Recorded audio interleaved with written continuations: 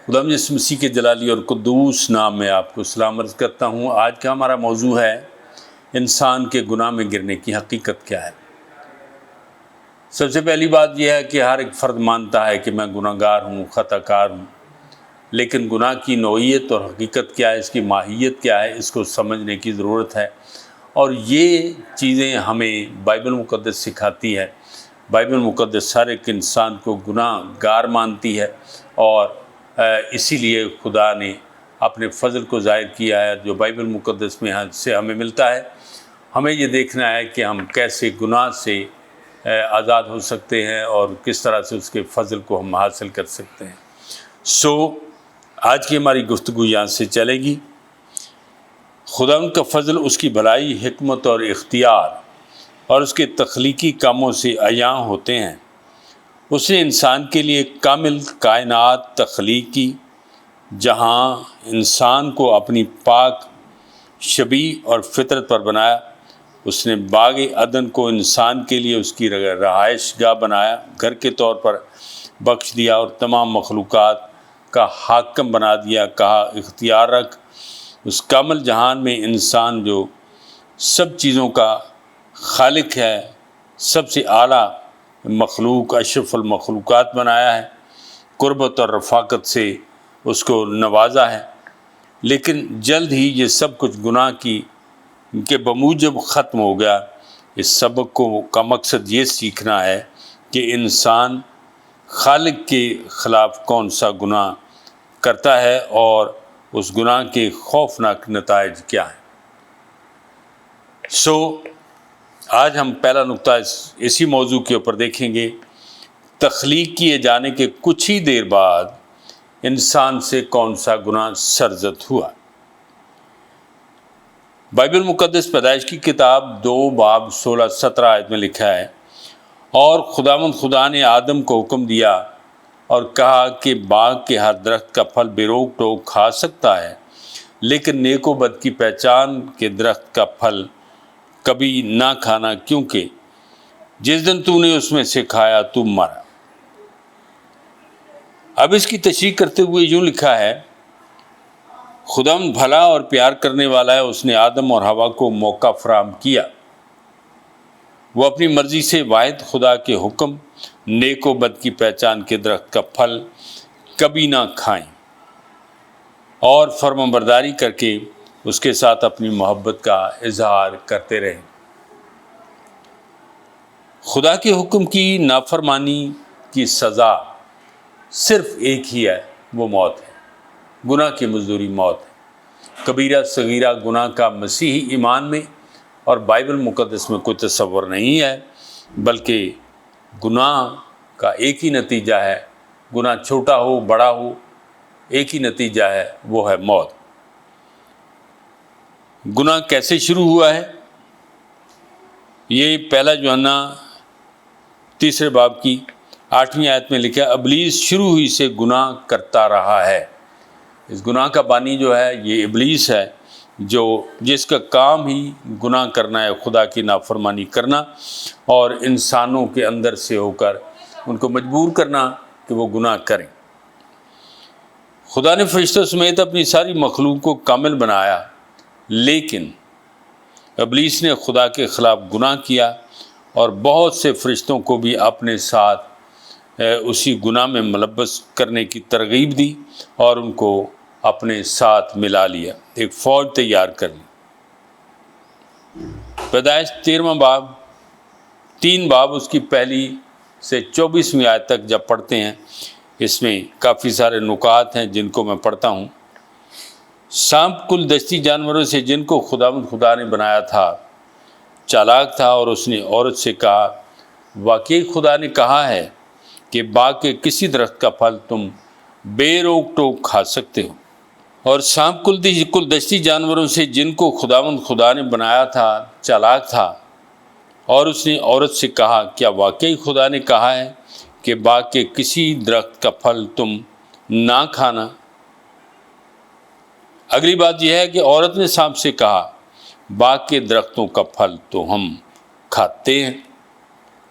تیسرا نقطہ ہے، پر جو درخت باغ کے بیچ میں اس کے پھل کی بابت خدا نے کہا ہے کہ تم نہ تو اسے کھانا اور نہ چھونا ورنہ مر جاؤ گے۔ یہاں ہوا نے ایک لفظ اور اضافہ کر دیا، نہ کھانا اور نہ چھونا۔ چوتھی بات ہے، تب سانپ نے عورت سے کہا تم ہرگز نہ مرو گے۔ پانچویں بات ہے، بلکہ خدا چاہتا ہے کہ جس دن تم اسے کھاؤ گے تمہاری آنکھیں کھل جائیں گی اور تم خدا کی مانند بن جاؤ گے اور تم نیک و بد کی پہچان پاؤ گے۔ چھٹا نقطہ ہے، عورت نے جو دیکھا کہ وہ درخت کھانے کے لیے اچھا اور آنکھوں کو خوشنما معلوم ہوتا ہے اور عقل بخشنے کے لیے خوب ہے، تو اس کے پھل میں سے لیا اور کھایا اور اپنے شوہر کو بھی دیا اور اس نے کھایا۔ ساتویں بات ہے، تب دونوں کی آنکھیں کھل گئیں اور ان کو معلوم ہوا کہ وہ ننگے ہیں، اور انہوں نے انجیر کے پتوں کو سی کر اپنے لیے لنگیاں بنائیں، ڈھانپنے کا بندوبست کیا۔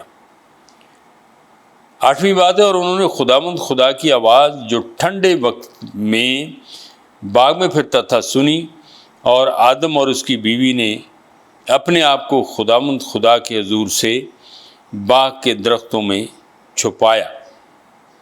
نویں بات ہے، تب خداوند نے آدم کو پکارا، اس سے کہا کہ اے آدم تو کہاں ہے؟ دسویں بات ہے، اس نے کہا میں نے باغ میں تیری آواز سنی اور میں ڈرا کیونکہ ننگا تھا اور اپنے آپ کو چھپایا۔ گیارہویں بات ہے، اس نے کہا تجھے کس نے بتایا کہ تو ننگا ہے؟ کیا تو نے اس درخت کا پھل کھایا جس کی بابت میں نے تجھ کو حکم دیا تھا کہ اسے نہ کھانا؟ آدم نے کہا کہ جس عورت کو تو نے میرے ساتھ کیا ہے اس نے مجھے اس درخت کا پھل دیا اور میں نے کھایا۔ تب خداوند نے عورت سے کہا کہ تو نے یہ کیا کیا؟ عورت نے کہا سانپ نے مجھ کو بہکایا تو میں نے کھایا۔ اور 14ویں بات ہے، اور خداوند خدا نے سانپ سے کہا۔ اچھا، آدم اور حوا سے خدا سوال کرتا ہے مگر سانپ سے کوئی سوال نہیں کیا بلکہ اس سے بات کی۔ اس لیے کہ تو نے یہ کیا تو سب چوپایوں میں اور دستی جانوروں میں ملعون ٹھہرا۔ تو اپنے پیٹ کے بل چلے گا اور زمین عمر بھر مٹی چاٹے گا، اور میں تیرے اور عورت کے درمیان اور تیری نسل اور عورت کی نسل کے درمیان عداوت ڈالوں گا، وہ تیرے سر کو کچلے گا اور تو اس کی ایڑی پر کاٹے گا۔ اب یہاں دیکھیے، یہ ایک پیشین گوئی ہے جو عورت کی نسل یعنی یسوع مسیح کی بابت ہے۔ یہاں پر ایڑی کو کاٹنا اور سر کو کچلنا، اس کا مطلب ہے ایڑی کلیسیا ہے اور سر کو کچلنے والا نجات دہندہ یسوع ہے۔ پھر اس نے عورت سے کہا کہ میں تیرے درد حمل کو بڑھاؤں گا اور تو بچے جنے گی، تیری رغبت اپنے شوہر کی طرف ہوگی، وہ تجھ پر حکومت کرے گا۔ اور آدم سے اس نے کہا چونکہ تو نے اپنی بیوی کی بات مانی ہے اور اس درخت کا پھل کھایا جس کی بابت میں نے تجھے حکم دیا تھا کہ اسے نہ کھانا، اور زمین تیرے سبب سے لعنتی ٹھہری، اور تو عمر بھر زمین کی پیداوار کھائے گا، اور وہ تیرے لیے کانٹے اور اونٹ کٹارے اگائے گی، اور تو کھیت کی سبزی کھائے گا، تو اپنے منہ کے پسینے کی روٹی کھائے گا، تاکہ جب تک زمین میں تو پھر لوٹ نہ جائے، اس لیے کہ تو اس سے نکالا گیا ہے، کیونکہ تو خاک ہے اور خاک میں پھر لوٹ جائے گا۔ اگلی بات یہ ہے کہ اور آدم نے اپنی بیوی کا نام ہوا رکھا، اس لیے کہ وہ سب زندوں کی ماں ہے۔ اور خدا نے آدم اور اس کی بیوی کے واسطے چمڑے کے کرتے بنا کر ان کو پہنائے۔ یہ 21ویں آیت ہے 3 باب کی، اور اس میں چمڑے کے کرتوں کا ذکر مسیح خداوند کے کفارے کی طرف اشارہ ہے، پیش بینی ہے۔ اور خدا نے کہا دیکھو انسان نیک و بد کی پہچان میں ہم میں سے ایک ہی مانند ہو گیا، اب کہیں ایسا نہ ہو کہ وہ اپنا ہاتھ بڑھائے اور حیات کے درخت سے بھی لے کر کھائے اور ہمیشہ جیتا رہے۔ اس لیے خدا نے اس کو باغ عدن سے باہر کر دیا تاکہ وہ اس زمین کی جس میں سے وہ لیا گیا تھا کھیتی کرے۔ 24ویں بات ہے، چنانچہ اس نے آدم کو نکال دیا اور باغ عدن کے مشرق کی طرف اس کے چوگرد گھومنے والی شعلہ زن تلوار کو رکھا، اور وہ زندگی کے درخت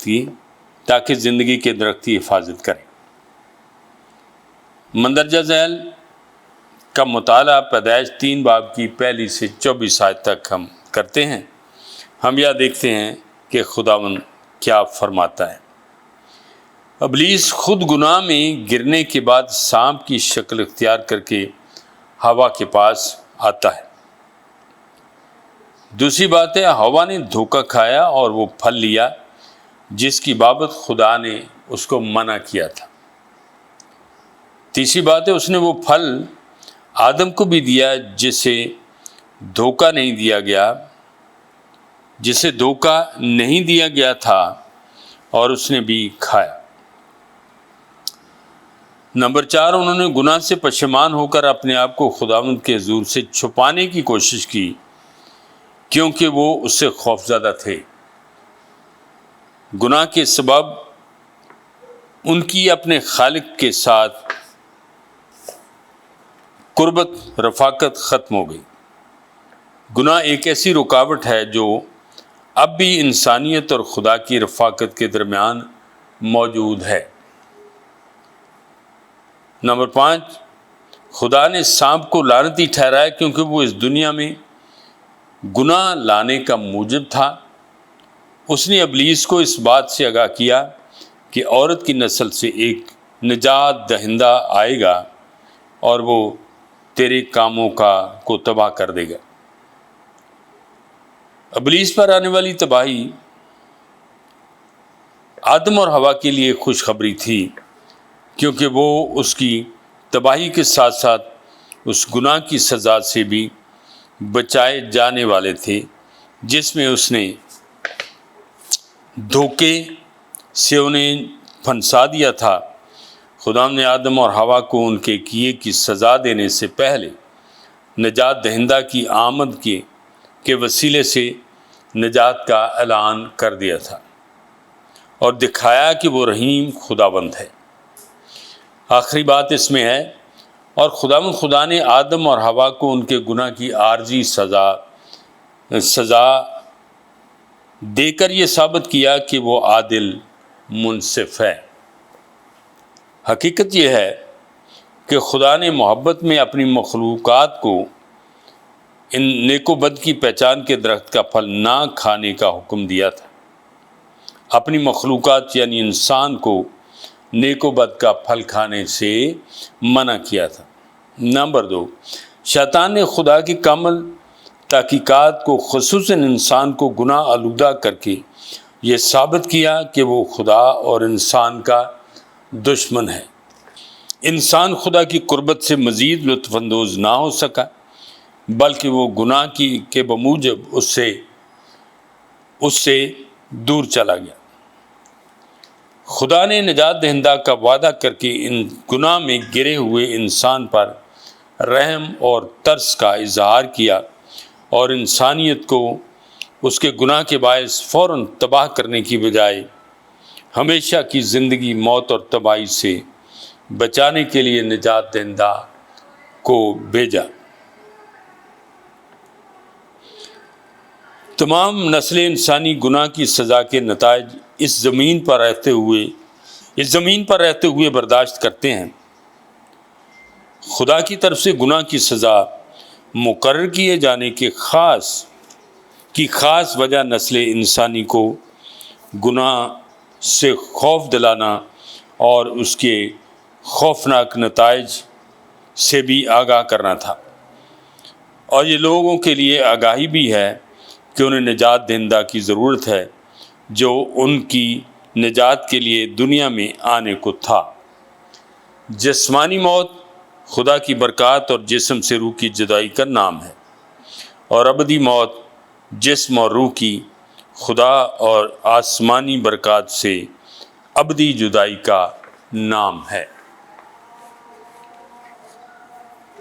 اگلا نقطہ ہم دیکھیں گے، گناہ نے ساری انسانی فطرت پر کیسے اثر ڈالا۔ پیدائش کی کتاب 5واں باب اس کی 3 آیت میں یوں لکھا ہے، اور آدم 130 برس کا تھا جب اس کی صورت و شبیہ کا ایک بیٹا پیدا ہوا، اور اس نے اس کا نام سیت رکھا۔ یہ آگے ایک سلسلہ جاری ہو جاتا ہے۔ آدم کا بیٹا باپ کی روحانی صورت پر تھا، جو گناہ میں گرنے کے بعد نہ صرف وہ ناپاکی اور ناراستی کا شکار ہوا بلکہ وہ گناہ گار ٹھہرا۔ زبور 51 کی 5ویں آیت جب پڑھتے ہیں، دیکھ میں نے بدی میں صورت پکڑی اور میں گناہ کی حالت میں ماں کے پیٹ میں پڑا۔ تمام لوگ آدم کی گناہ آلودہ فطرت کو اپنے والدین سے وراثت میں لیتے ہیں۔ وہ ماں کے پیٹ سے ہی، پیدائش کے وقت سے ہی گناہ آلودہ ہیں۔ رومیو 7 باب کی 18ویں آیت میں یہ لکھا ہے، کیونکہ میں جانتا ہوں کہ مجھ میں یعنی میرے جسم میں کوئی نیکی بسی ہوئی نہیں ہے۔ ساری گناہ آلودہ فطرت مکمل طور پر بری اور بدی کی طرف مائل ہے، اور بھلائی اس میں موجود نہیں ہے۔ پیدائش کی کتاب 8واں باب اس کی 21ویں آیت میں جو لکھا ہے، اور خداوند نے اپنے دل میں کہا کہ انسان کے سبب سے میں پھر کبھی زمین پر لعنت نہیں بھیجوں گا، کیونکہ انسان کے دل کا خیال لڑکپن سے برا ہے۔ ہماری گناہ آلودہ فطرت ہمیشہ ہمیں بدی کے کام کرنے کی طرف مائل کرتی ہے، مگر نفسانی آدمی خدا کے روح کی باتیں قبول نہیں کرتا ہے، کیونکہ وہ اس کے نزدیک بے وقوفی کی باتیں ہیں، اور نہ وہ انہیں سمجھ سکتا ہے کیونکہ وہ روحانی طور پر پرکھی جاتی ہیں۔ پہلا کرنتھیوں 2 باب اس کی 14 آیت۔ گناہ آلودہ فطرت کی طرف سے خوشخبری کو نہ قبول کرنا جو مسیح یسوع کی محبت میں ہے، اور نہ ہی اس کا یقین کر سکتی ہے، کیونکہ وہ اس کے نزدیک برائی ہے۔ ہماری گناہ آلودہ فطرت ہمیشہ ہمیں بدی کے کام کرنے کی طرف مائل کرتی ہے،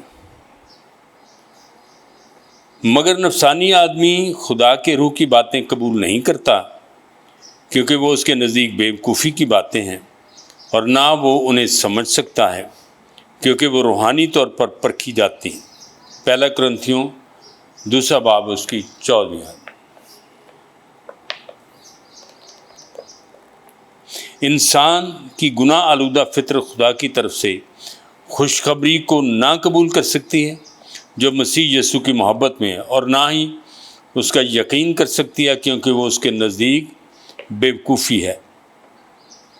انسان کی گناہ آلودہ فطرت یسوع پر ایمان لانے کے وسیلے سے خدا کی نجات بخش خوشخبری کو نہیں جان سکتی، کیونکہ وہ روحانی سوجھ بوجھ سے بے بہرا ہے۔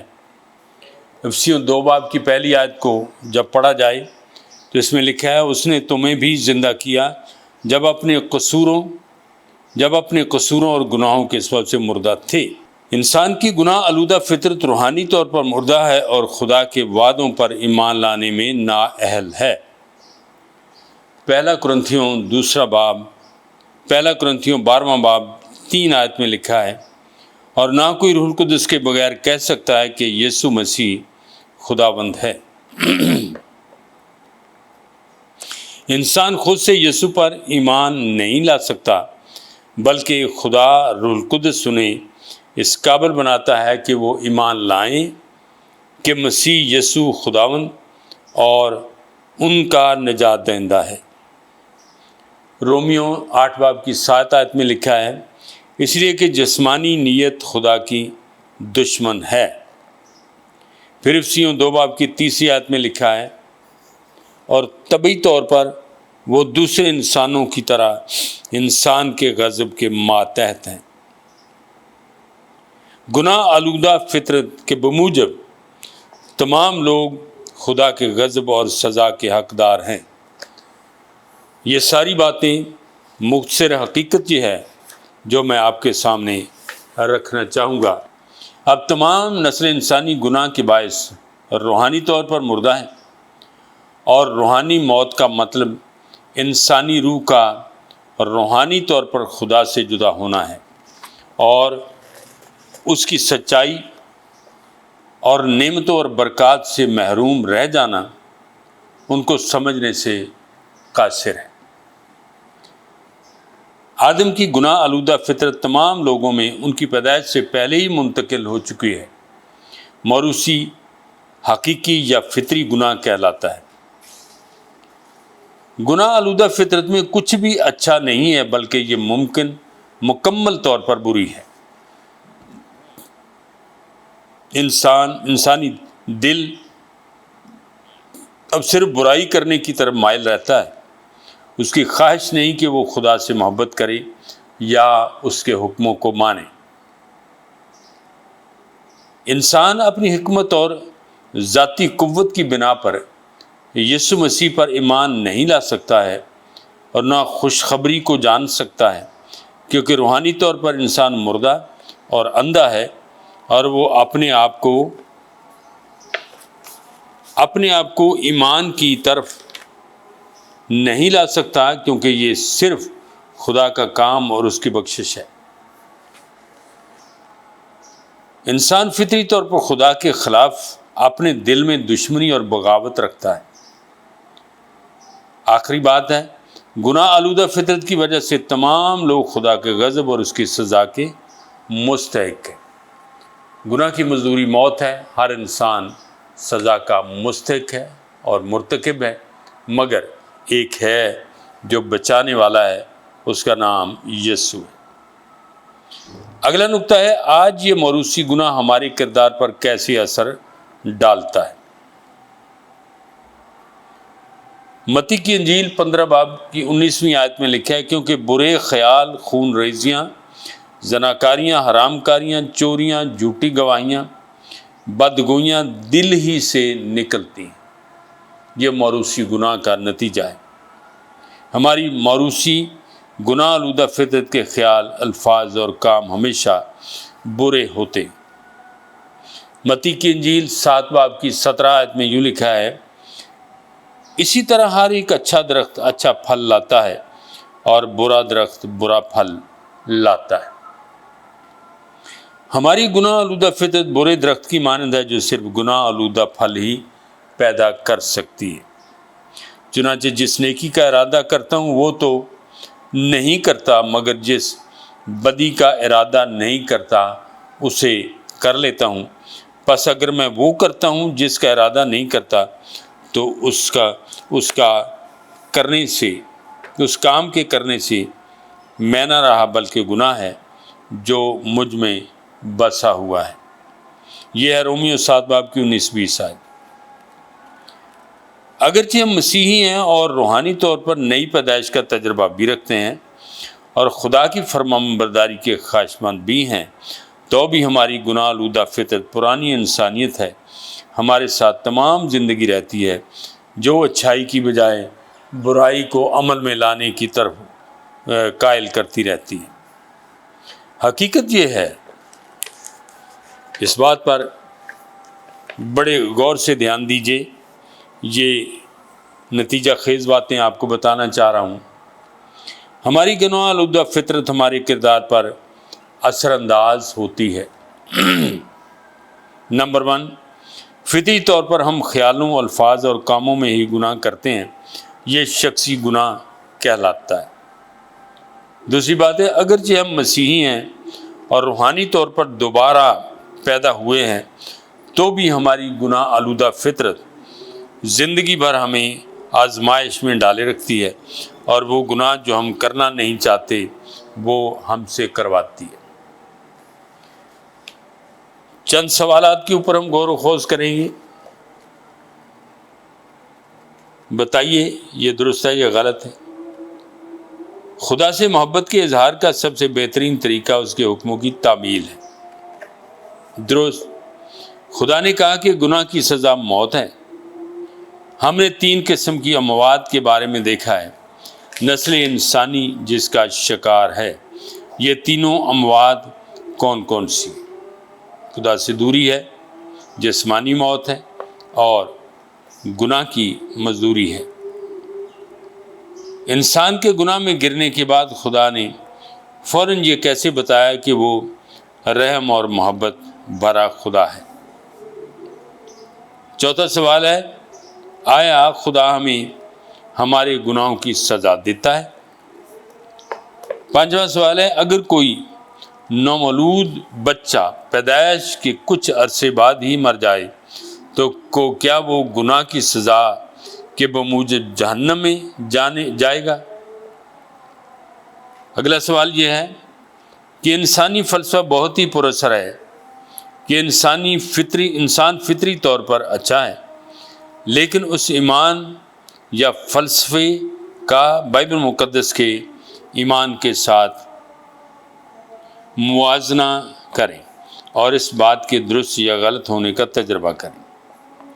اگلا سوال ہے، گناہ میں گرنے کے بعد اب جو انسان کی روحانی فطرت ہے اس کو دیکھتے ہوئے اور اس کی روشنی میں مسیح کے لیے اپنا فیصلہ کریں اور دل میں اسے قبول کریں، کیا یہ درست ہے کہ غیر ایمانداروں کے لیے بائبل مقدس کیا تجویز کرتی ہے؟ گناہ کے 2 درجات کون کون سے؟ یہ ہے آج کا ہمارا سبق۔ ہم دیکھیں گے کہ گناہ انسان کے اندر وراثت میں آ گیا۔ آدم نے گناہ کیا اور وہ گناہ گار ٹھہرا اور وہی گناہ ہماری زندگی میں موروثی گناہ بن گیا۔ ہمیں اس سے آزادی کیسے مل سکتی ہے؟ گناہ کی مزدوری موت ہے۔ موت کو زندگی میں تبدیل کرنے کے لیے خدا نے اپنے ہی بیٹے کو بھیجا